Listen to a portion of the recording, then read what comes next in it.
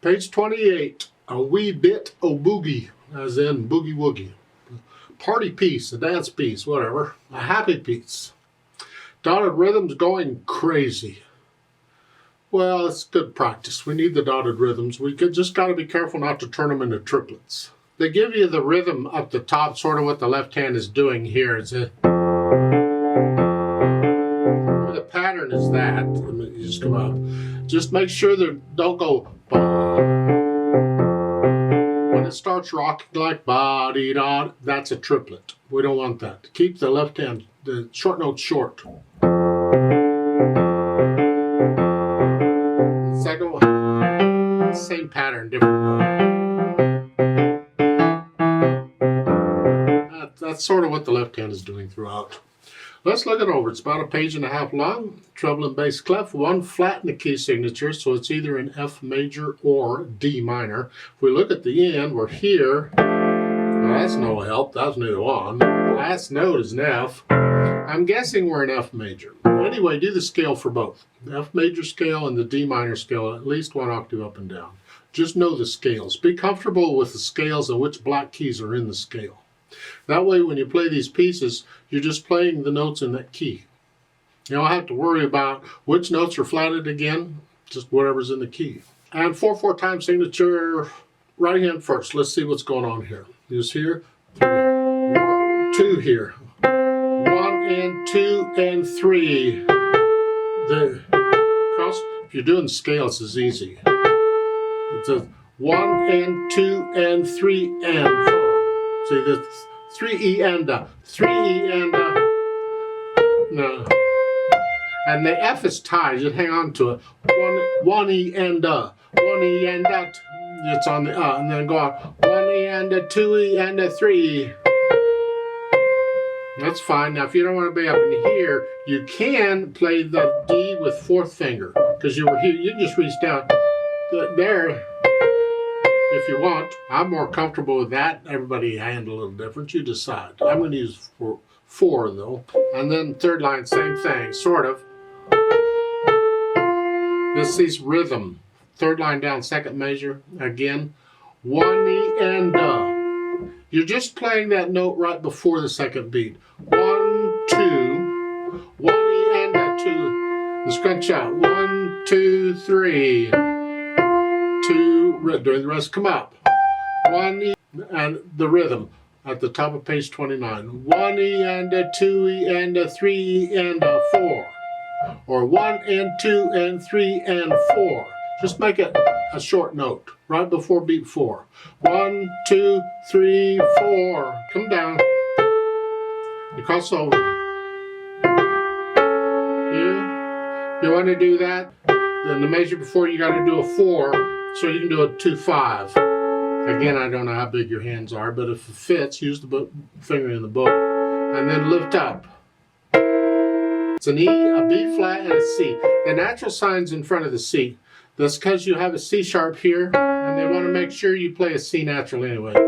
Most piano players would play a C natural anyway, because we need the sharp on each one, although other instruments don't. Other instruments like a violin, they'd play a C sharp there. But they're being clear, and that's what's important. It's a natural, C natural. And then go on to, now we just have double notes. We've had the rhythm before. Lift up. It's here to here. And then they come down.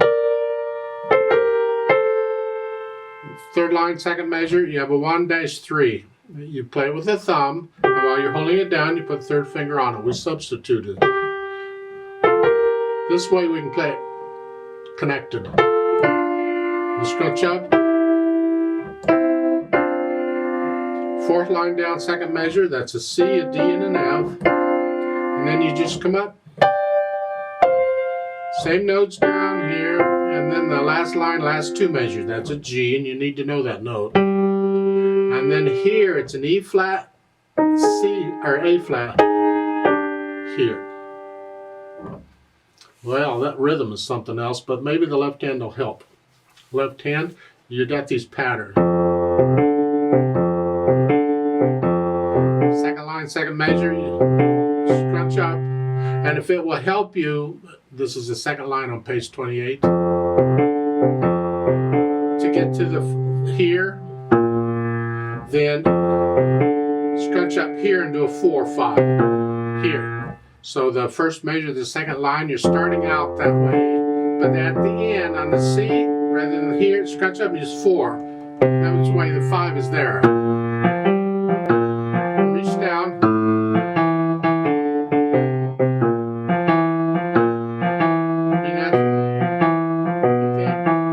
I shouldn't have to play it all for you, don't think.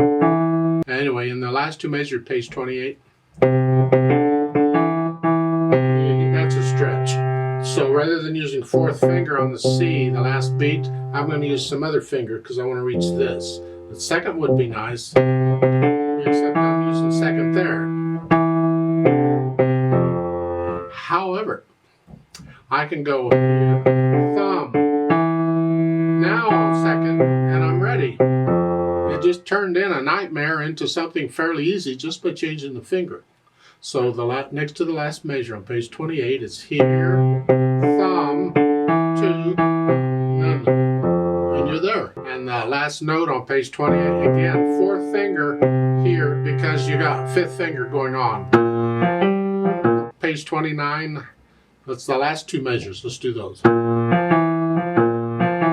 that's a triplet, one enda here. Now, the last note on that first line is a C. I like to prepare for that if I can, because they got it a 5/5, and it's kind of fun. I'd just rather not. So what I'm going to do on that last measure, the first line, I'm going to, rather than 5, I'm going to use 4. And then I can cross under thumb. And now I get to the C. Like that sounds weird because it's a C natural. We just played a C sharp. It's what they wanted, so okay. Then at the end of the line, now you go ahead and lift up. Because we're like new phrase, starting again, fresh, so you can do that. But on that last measure, the first line, I want to connect all that if I can.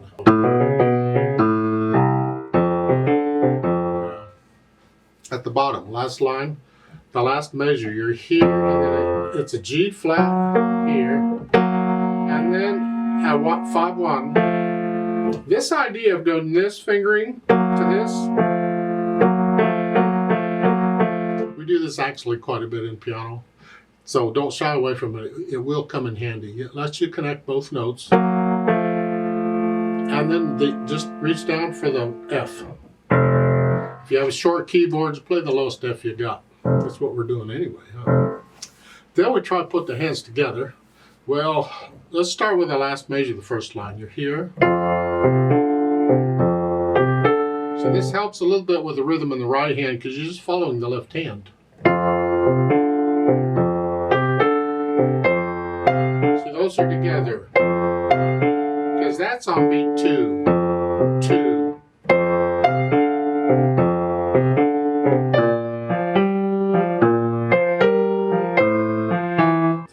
I'm going a little fast. You take it at your speed, but just put the hands together and then go back over it very slowly and carefully a few hundred times or whatever and get rid of the hesitations. So it's a steady beat at some speed. Then we can think about the articulation, which they don't give any. So it's up to you. What do you want to do? Generally, you're going to connect this.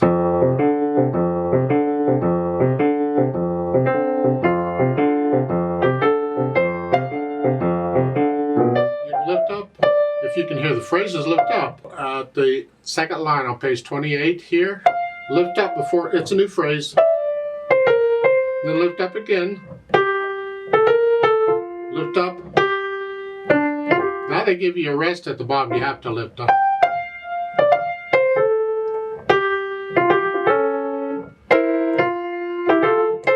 And when you get to the double notes, you just finger them. You just try and connect them as best you can.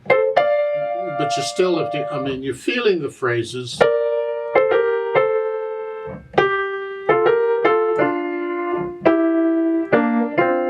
It's almost every two measures is a phrase. It's an interpretive thing. What do you feel it?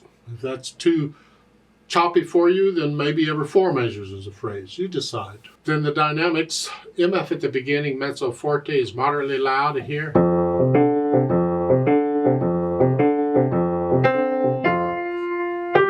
That's moderately loud. This has to go soft. Well, there's a few possibilities here. It depends on the piece, because you may use them on different pieces. You're starting out moderately loud, but when the right hand comes in with the melody, that has to be moderately loud, and the left hand immediately has to be soft. So, immediately. You can do it that way, or we could put a diminuendo in there, start out that, and just gradually get softer in the left hand, and then when the right hand comes in, it comes in at moderately loud.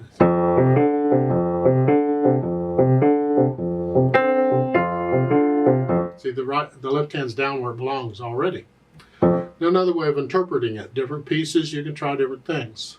Another way might be to just start it moderately soft in the left hand and wait until the melody comes in, and it can be moderately loud. So you just start there.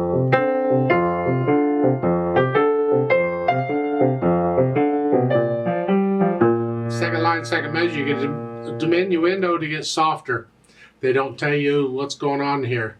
My suggestion is, so you get a P at the last note on the page. I don't know that you're going to spend all that time gradually getting soft. You can try it and see what you think, but if you're going to take that many measures to get soft, then you need to plan it out. Maybe each phrase is a softer. So on the second line, second measure, I'm still moderately loud here. And then the third line, now come down a little bit, just a little bit. Now come down a little more. Now I'm soft. See, I did it like a softer, softer. So I just did it like a phrase at a time. I'm spanning out the diminuendo, stretching it out. And that would work. And then you're soft at the top of page 29. Left hand's very soft. Now, at the end of the first line here, page 29, you're still soft here, and this is very soft. The accent, that takes it up to about moderately soft, just for that one note, and then you're moderately loud. It's like a crescendo. They're crescendoing for you. They're giving you the symbols, which has the effect of a crescendo. You just moderately loud. And a hairpin to get all the way up to loud. Come back down to moderately loud. Yeah, you follow that. The dynamics. And the fourth line down, you get a hairpin under the bottom staff. A little swell on that. You can't do much with the right hand. Now there's no dynamic given at the end, or toward the end, or nothing. Or what to go. Feel it. What do you feel? If you feel like getting softer in there, go ahead and get softer. If you want to stay at moderately loud for the melody through it, that's fine too. That last measure on these, there's no melody there. They're chords, and so both hands are the same here. You can play them very soft. And then both hands come up together. It's interpretation. You have to decide. You play it a few hundred times and you're getting into it. How do you feel the experiment? Speed, just in the middle.